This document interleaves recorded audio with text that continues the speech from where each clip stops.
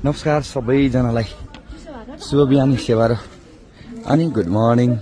गणेश भगवानको दर्शन गर्नुहोस् ल। आज कति गते पो? आज फागुन 6 गते मन्दिर आइपुगेको छु। बुधबार शिव भगवानको दर्शन गर्नुहोस्।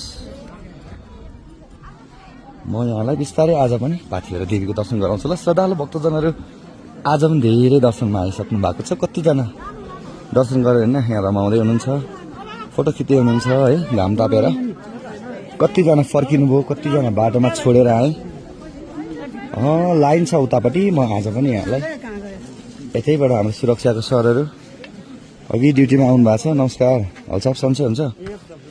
म यहीँबाट गएर देवीको दर्शन गराउँछु ल। हाम्रो कर्मचारी साथीहरू, हाम्रो सुरक्षाको सरहरू, श्रद्धालु भक्तजनले चढाउनु भएको दान दक्षिणा भेटी म बिस्तारै यहाँलाई पुरानो घन्टी ल। यो चाहिँ 101 वर्ष पुरानो घन्टी उहाँहरूले बजाइहाल्नु भयो। मैले अब देखाएँ। गुरु दर्शन गुरु हाम्रो मन्दिरको गुरु भक्तजनहरू पूजा गर्दै हुनुहुन्छ। उहाँलाई पछाडिबाट सूर्योदय हेर्नुहोस् ल, कस्तो राम्रो गरी खुलेको छ। यहाँबाट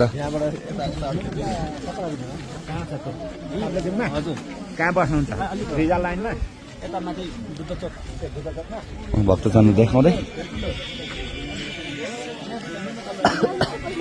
म मूल उत्पत्ति स्थानको दर्शन गराउँछु ल। हेर्नुहोस् है, मूल उत्पत्ति स्थान दुःख गरेर आएर मेरो भाकर पुरा गरिदिनुहोस् भने ढोङ्गे ठाउँ।